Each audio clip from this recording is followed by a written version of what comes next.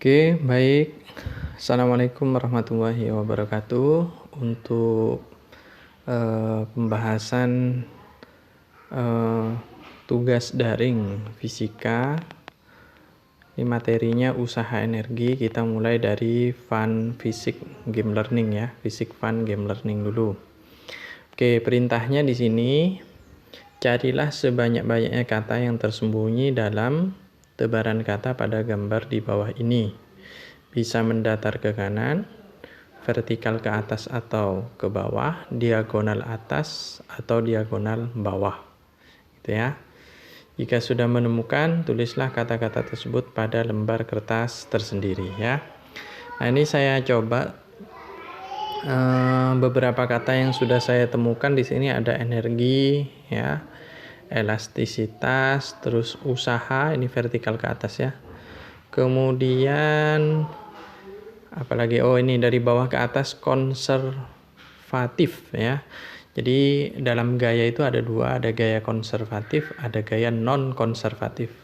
Gaya konservatif itu adalah gaya yang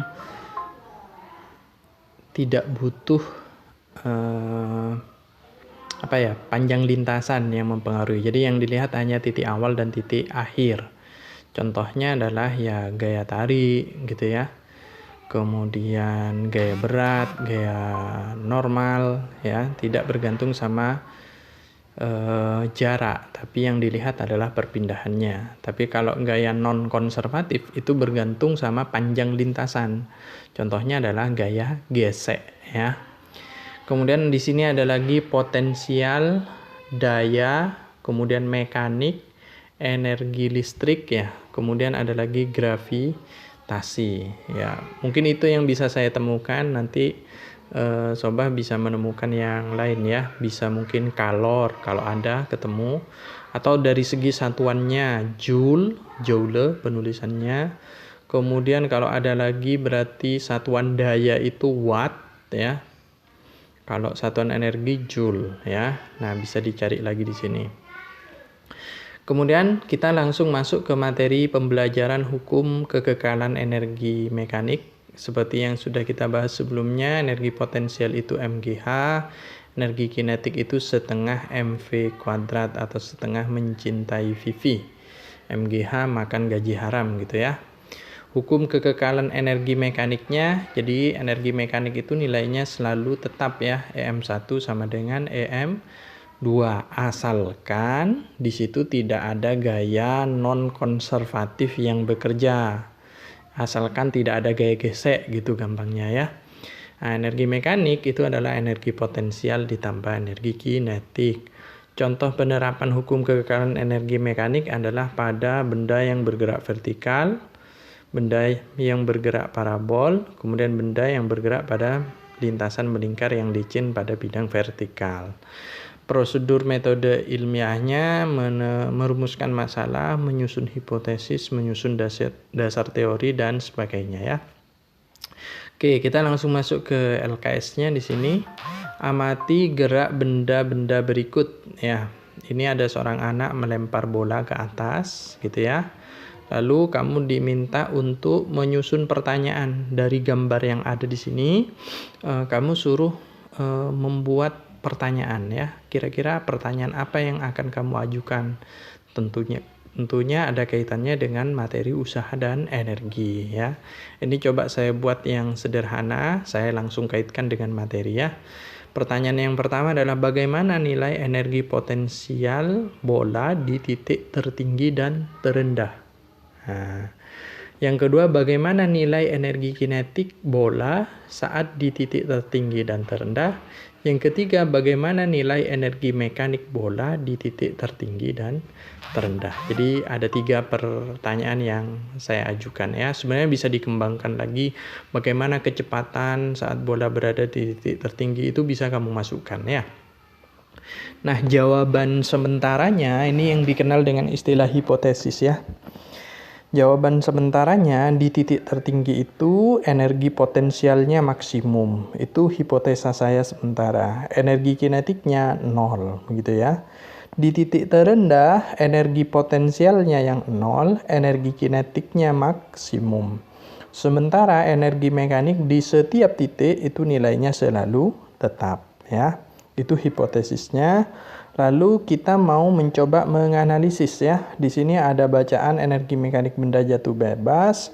Perhatikan gambar 9.8, seorang anak menjatuhkan bola dari titik A yang memiliki ketinggian tertentu. Pada saat dijatuhkan di titik A, bola hanya memiliki energi potensial saja. Ya, setelah mencapai titik B, bola memiliki kecepatan V yang berarti memiliki energi kinetik, tetapi juga memiliki energi potensial.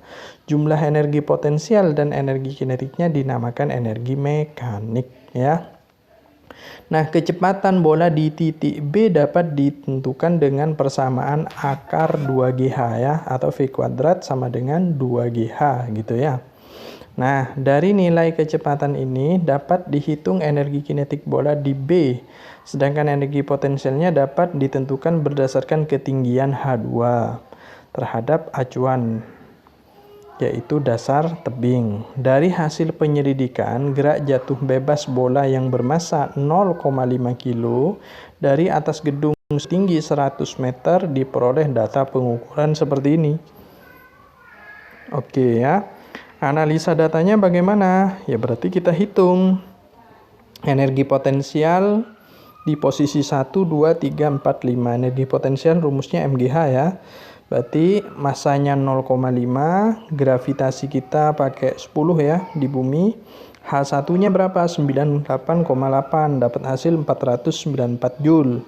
Energi kinetiknya kita pakai rumus setengah mencintai VV, ya, setengah MV kuadrat. Setengah dikali masanya 0,5, kecepatannya 5 dikuadratin, 25, ya. Dapat 6,25 Joule. Oke. Kalau kita jumlahkan energinya, ya, dapatlah energi mekanik, ya, 500,25 Joule, ya. Di titik 2 ini berarti semakin turun ketinggiannya, semakin rendah, ya, otomatis energi potensialnya makin rendah nilainya, 475 Joule. Energi kinetiknya bagaimana? Setelah dimasukkan ke rumus setengah MV kuadrat, ternyata makin tinggi, dari 6,25 jadi 25. Energi mekaniknya 500 Joule. Di titik 3, energi potensialnya bagaimana? Makin menurun, ya. Nanti kamu hitung pakai rumus MGH3. Energi kinetiknya setengah MV3 kuadrat, ya. Ternyata energi kinetiknya makin besar ke bawah sini, sementara energi potensialnya semakin kecil. Tapi kalau dilihat energi mekaniknya relatif tetap, ya. Jadi kesimpulannya energi potensial maksimal saat berada di titik tertinggi, karena energi potensial itu kaitannya dengan ketinggian. Energi kinetik maksimal saat berada di titik terendah, karena di posisi terendah kecepatan benda yang terbesar, ya. Energi mekaniknya di setiap titik selalu tetap, ya. Untuk latihan-latihan soalnya nanti kita bahas di video yang lain.